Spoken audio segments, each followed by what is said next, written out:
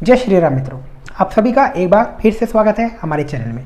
आज की वीडियो में हम सीखेंगे कंधरासन या इसको सेतु आसन भी कहा जाता है। तो कंधरासन या सेतु आसन विशेष रूप से कमर को मजबूत करता है, कमर में लचीलापन भी बढ़ाता है और साथ में कमर को मजबूत भी करता है। और जिनको कमर दर्द, साइटिका या स्लिप डिस्क की समस्या हो, कमर दर्द की समस्या हो और गंभीर कमर दर्द से जुड़ी हुई समस्या भी हो, तो उसमें भी यह आसन आराम पहुंचाता है और कमर दर्द की समस्या को दूर करता है।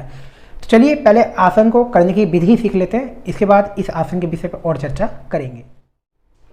कंधरासन को करने के लिए सबसे पहले आप कमर की ओर से लेट जाएं। इस आसन को आप खाली पेट करें या भोजन के 5 से 6 घंटे बाद, सुबह या शाम किसी भी समय आप इस आसन का अभ्यास कर सकते हैं, पर सुबह का समय ज़्यादा अच्छा होता है। तो इस प्रकार से सबसे पहले आप कमर की ओर से लेट जाएं, बिल्कुल सीधे, और लेटकर शरीर को बिल्कुल शिथिल करें। श्वास धीमी, लंबी और गहरी खींचें। 1 से 2 लंबी गहरी श्वास भीतर खींचें और छोड़ें। इसके बाद क्या करना है, अपने दोनों पैर को घुटने से मोड़ लें इस प्रकार से, और इस प्रकार से घुटने से मोड़कर अगर आप दोनों हाथों से अपने एड़ी वाले भाग को, इसको अगर पकड़ सकते हैं तो इनको पकड़िए और पकड़कर कमर और पेट वाला भाग, इस भाग को ऊपर की ओर उठाएंगे इस प्रकार से। श्वास को भरते हुए आपको कमर और पेट वाला भाग इस प्रकार से ऊपर की ओर उठाना है, श्वास को भरते हुए।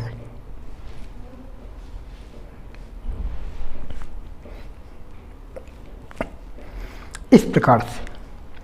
और इस आसन में आपको 15 से 20 सेकंड रुकना है। श्वास से आसन में जाने के बाद धीमी गति से श्वास चलती रहे, श्वास लेते रहें और छोड़ते रहें।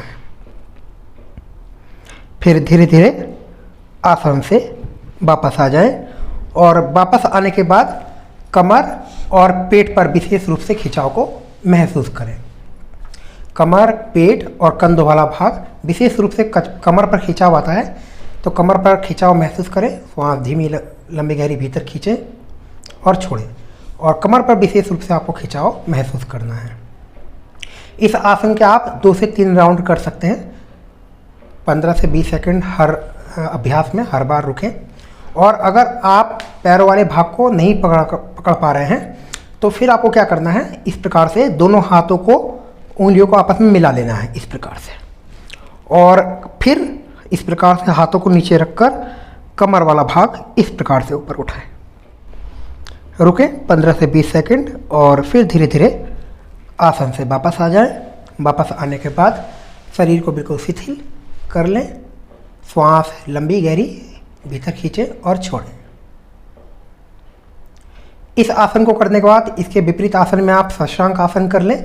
तो किस प्रकार से करना है, इस प्रकार से एक करवट लेकर उठ जाएं और इस प्रकार से बैठ जाएं।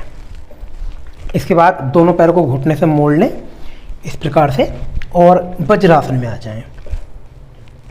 वज्रासन में आने के बाद दोनों हाथ ऊपर और श्वास को छोड़ते हुए धीरे धीरे आगे झुकें और शरीर को बिल्कुल शिथिल करके अपने सिर को नीचे रख लें। श्वास प्रश्वास सामान्य रूप से चलती रहे।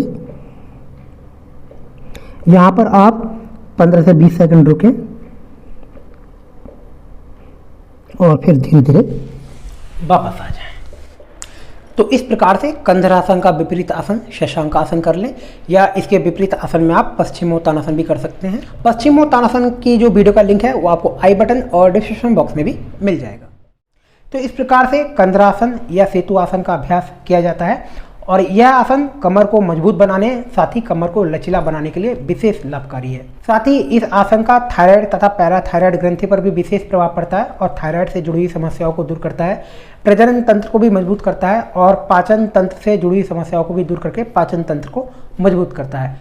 और यह आसन फेफड़ों को भी शक्तिशाली बनाता है और फेफड़ों से जुड़ी हुई समस्या जैसे अस्थमा आदि की समस्या के लिए भी यह आसन विशेष लाभकारी है। और कंधरासन का विशुद्धि चक्र पर भी विशेष प्रभाव पड़ता है। साथ ही मूलाधार, स्वादिष्टान और मणिपुर चक्र पर भी कंधरासन का विशेष प्रभाव पड़ता है। साथ ही इस आसन के विपरीत आसन में आप आगे झुकने वाला कोई अभ्यास कर लें, जैसे कि शशांक आसन मैंने बताया है, या पश्चिमोत्तानासन, ये भी आसन आप इस आसन के विपरीत आसन में कर सकते हैं।